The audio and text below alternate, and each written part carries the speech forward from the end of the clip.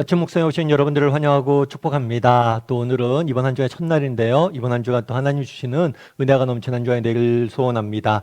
오늘 여호와의 말씀대로라는 제목을 가지고 열왕기하 1장 13절부터 18절까지 말씀을 함께 살펴봤으면 좋겠습니다. 우리 먼저 1절과 2절 말씀 같이 한번 읽어볼까요? 아합이 죽은 후에 모압이 이스라엘을 배반하였더라. 아하시아가 사마리아에 있는 그의 다락 난간에서 떨어져 병들매 사자를 보내며 그들에게 이르시되 가서 에그론의 신 바알세붑에게 이 병이 낫겠나 물어보라 하니라. 네, 저희가 계속해서 매일 성경을 따라서 아침 묵상을 진행하고 있습니다. 그래서 이제 9월부터는 매일 성경이 열왕기 하를 다루게 돼요. 이 열왕기하는 일종의 역사서입니다. 그래서 이스라엘의 역사를 기록해 놨어요. 특별히 어떨 때 역사를 기록해 놨냐면 분열 왕국 시대를 기록해 놓았다라고 이야기를 합니다. 이스라엘 원래는 통일왕국 하나의 나라였어요. 그래서 사울이 첫 번째 왕이었고 그 다음에 다윗이 그 다음에 왕이 되어서 정말 이스라엘의 전성기를 이뤘죠. 그런 다음에 솔로몬에게 왕위를 물려주었고 솔로몬이 하나님의 성전을 짓고 정말 하나님 앞에 또 하나의 나라를 세워서 부국 강병한 나라를 이룹니다. 그래서 솔로몬 사후에 다툼이 일어나요, 아들끼리. 그래서 결국에 이스라엘이 두 개의 나라로 북이스라엘과 남유다로 나누어지게 됩니다. 그래서 이 북이스라엘과 남유다로 나누어진 역사서가 바로 이 열왕기 상하예요. 그래서 열왕기 상하는 이 분열왕국의 역사에 대해서 설명하고 있다. 여러분들이 이런 생각들을 가지고 말씀을 계속해서 살펴봤으면 좋겠습니다. 오늘 1절에 보면 이렇게 되어 있죠. 아합은 북이스라엘의 왕이에요. 그런데 이 아합 같은 경우에는 굉장히 하나님 보시기에 악한 왕이었어요. 그래서 우상 숭배를 하고 또 하나님 앞에서 범죄하고 매우 악한 왕이었어요.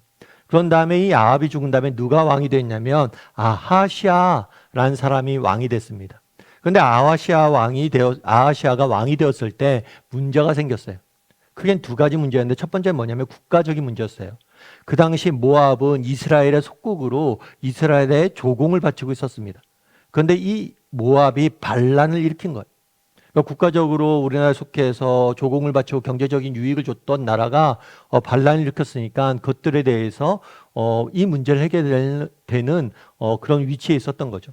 그래서 국가적인 문제에 직면해 있습니다. 뿐만 아니라 뭘 했냐면 이렇게 돼 있어요. 사마리아에 있던 그의 다락 난간에서 떨어졌다라고 이야기를 합니다. 개인적으로도 다친 거죠. 난간에서 떨어져 병이 들었어요.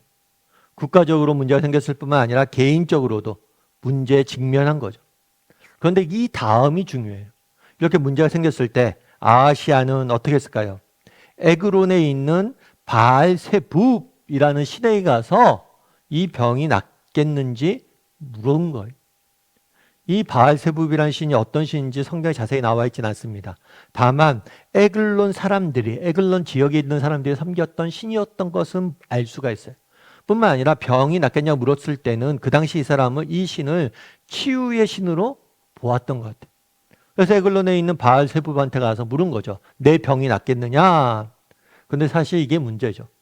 이스라엘은 누구의 백성입니까? 하나님의 백성이잖아요. 바알세붑은 우상이잖아요. 참된 신은 누구예요? 하나님이시잖아요. 그럼 하나님 앞에 가서 물었어야 돼요. 하나님 앞에 가서 정말 국가적인 문제와 개인적인 어려움들 가지고 기도하고 하나님 앞에서 도우심을 구했어야 돼요. 그런데 우상에게 가서 도우심을 구한 거죠. 이 사실을 하나님께서 아시고 엘리야를 통해서 아하시아 왕을 책망합니다. 책망을 하고 뭘 하냐면 네가 정말 그렇게 우상을 섬긴다면, 우상을 따른다면 너는 죽음을 모면하지 못할 것이라고 심판을 선고하세요. 그럼 여러분들은 어떠세요? 정말 어느 날 여러분들이 어떤 일을 행했습니다. 그런데 하나님께 나타나 여러분들 책망하세요. 그리고 여러분들 경고하세요. 그럼 여러분들 어떻게 해야 돼요? 이런 경고하시는 이유는 뭐냐면 회개하고 돌아오길 원하셨던 거예요. 정말 엘리야의 말을 듣고 아하시아 왕이 정말 자신의 잘못에 대해서 하나님 앞에 회개하고 하나님의 긍휼을 구하길, 자비를 구하길 원하셨던 거예요. 그런데 아하시아 왕은 그렇게 반응을 보이지 않습니다. 우리 오늘 9절과 10절 말씀 한번 읽어볼까요?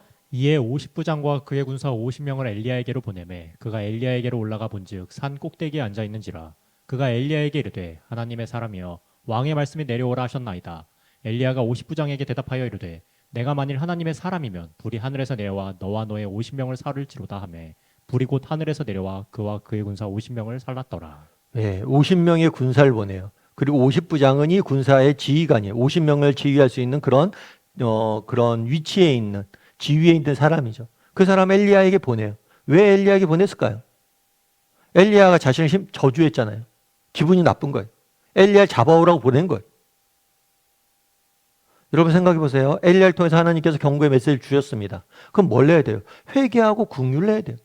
긍휼을 구해야 돼요. 근데 뭐라는 거예요? 오히려 나한테 이렇게 재수없는 말을 해? 그 사람 잡아와. 엘리야는 그 당시 이스라엘을 위해서 하나님께서 하나님 말씀을 전했던 선지자였어요. 정말 이 사실을 알았어요. 그럼에도 불구하고 정말 엘리야에게 대적하는 것은 곧 뭘 하는 거예요? 하나님에게 대적하는 거예요. 당신의 말씀을 인정할 수 없다는 거예요. 내가 죽는다고 웃기는 소리 하지 말라고. 군대를 보낸 거예요. 그러자 이 군대가 어떻게 됐습니까? 하늘에서 불이 내려와서 이 군대를 불살랐다라고 성경은 이야기합니다. 그러면 이렇게 보세요. 이 사람이 잘못을 범했어요. 하나님 뭘 했어요? 책망을 했어요. 그래서 이것들 거절하고 군대를 보내서 엘리야를 괴롭히려고 그랬어요. 그런데 하늘에서 불이 내려와서 이 사람들이 죽었어요. 엘리야가 뭐라고 그랬냐면 내가 만일 하나님의 사람이거든. 이렇게 왜 이런 기적을 행했느냐? 엘리야가 하나님의 사람임을 증거한 거예요. 증명한 거예요. 따라서 엘리야가 한 말씀은, 엘리야가 전한 말은 엘리야 개인의 말이 아니라 하나님의 말씀이라는 걸 보여준 거예요. 그럼 어떻게 해야 돼요? 이제라도 회개해야 되잖아요. 그런데 그러지 않아요. 이런 일이 있었음에도 불구하고 또 보냅니다. 두 번째로 또 50명을 보내요. 군사를 보내요. 또 하나님께서 불을 내려서 이 사람들 다 살릅니다. 그런 다음에 또 회개하지 않고 세 번째로 군사를 보냅니다. 성경에서 숫자 3은 완성수예요. 세 번째까지 기다렸다는 건, 세 번까지 이렇게 했다는 건 그 마음이 변할 마음이 전혀 없었다는 거예요. 그런데 세 번째 사람을 불렀을 때 이렇게 되었습니다. 우리 13절과 14절 말씀 같이 한번 읽어볼까요? 왕이 세 번째 50부장과 그의 군사 50명을 보낸지라. 셋째 50부장이 올라가서 엘리야 앞에 이르러 그의 무릎을 꿇어 엎드려 간구하여 이르되 하나님의 사람이여 원하건대 나의 생명과 당신의 종인 이 50명의 생명을 당신은 귀히 보소서. 불이 하늘에서 내려와 전번에 50부장 둘과 그의 군사 50명을 살랐거니와 나의 생명을 당신은 귀히 보소서 하매. 예.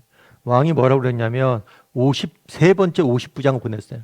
그런데 이 50부장은 이전의 50부장들과 반응을 달리해요. 이전의 50부장들은 어땠습니까? 군사력을 이끌고 가서 야 엘리야 내려와. 왕이 오래. 너 함부로 왕한테 이렇게 덤빌 수 있어? 이 사람들도 하나님의 사람임을 알았어요. 여러분 정말 내가 하나님의 사람임을 알았다면 하나님의 권위 앞에 순종해야 되죠.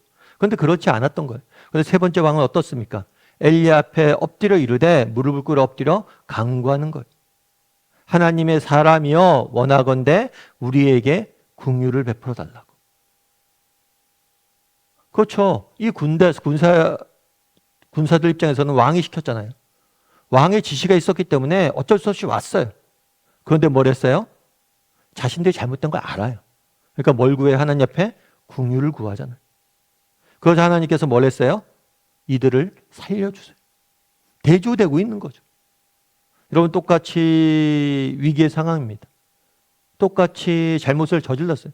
그런데 한 사람은 끝까지 저항하고 한 사람은 뭘 해요? 하나님 앞에 긍휼과 자비를 구하니까 이들은 구원을 받는 거예요. 그럼 우리는 어떠냐는 거죠. 오늘 보면 우리가 쭉 읽었잖아요. 묵상했잖아요. 그럼 우리가 적용을 한번 해봐야 되잖아요. 그럼 우리는 어떠냐는 거예요. 정말 인생의 위기와 문제 앞에서 우리는 어떤 반응을 보여요? 혹시 아하시아 왕처럼 정말 하나님 외에 다른 것을 의지하진 않나요? 아하시아 왕이 에글론의 바알 세부부에게 뭘 했어요? 나을 수 있는지 물었잖아요. 정말 하나님 외에 정말 사람들이나 세상적인 것들이나 내가 가진 것들이나 이런 것들을 의지하고 문제를 해결하려는 사람이냐는 거예요.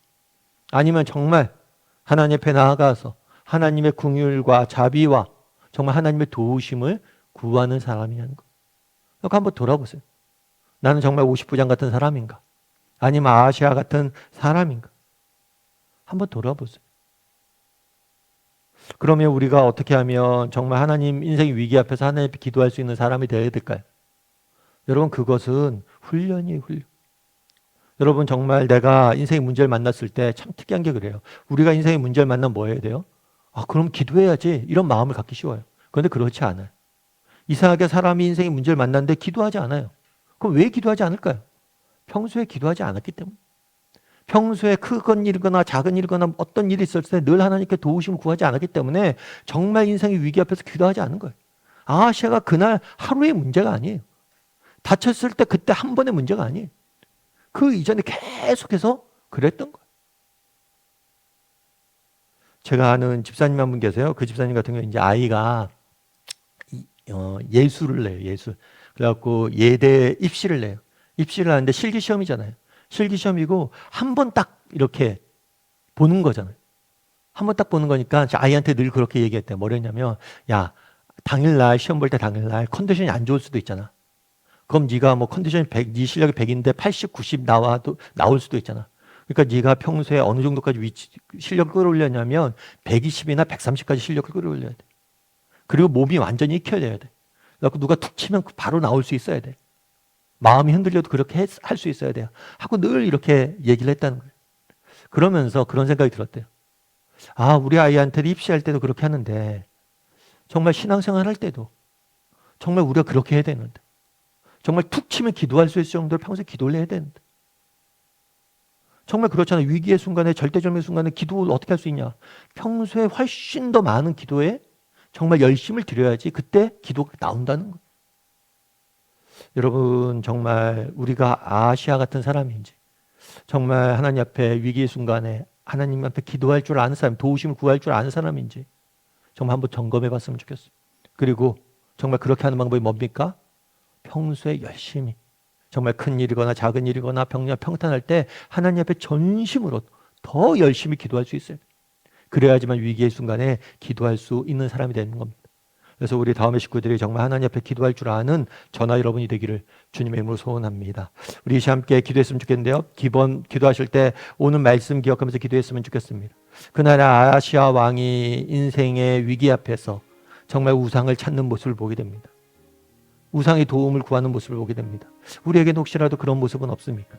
인생의 위기 앞에서 하나님의 도우심을 구하기보다는 세상적인 것들을 의지하고 사람들을 의지하고 다른 무엇인가를 의지하고 도움을 구하는 사람은 아닌지 정직히 돌아보게 해달라고. 그래서 정말 하나님만을 의지하는 사람이 되게 해달라고 기도했으면 좋겠어요. 또한 이런 사람이 어떻게 될 수 있습니까?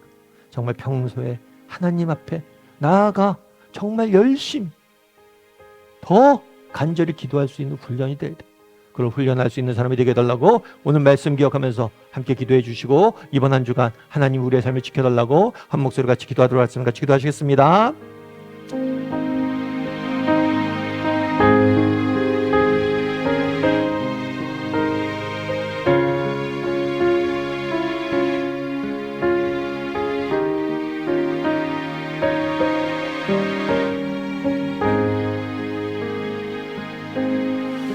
사랑의 하나님, 오늘 정말 국가적인 또 개인적인 위기 앞에서 아하시아 왕이 어떤 반응을 보였는지 우리가 살펴보았습니다.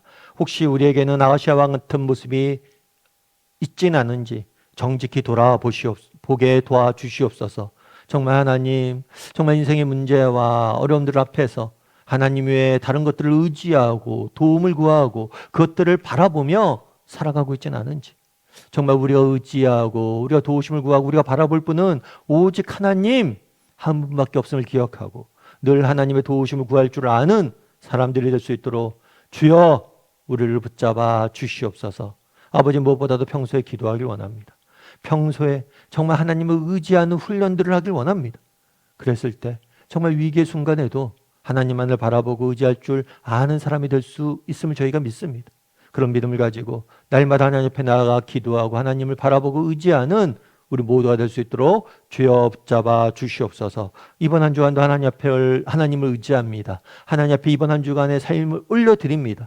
하나님 우리를 도와주시고 우리 함께하여 주시고 우리 삶 가운데 역사하여 주시옵소서. 오늘 하루도 하나님께서 우리 함께할 줄 믿사오며 모든 말씀 예수님의 이름으로 기도드립니다. 아멘.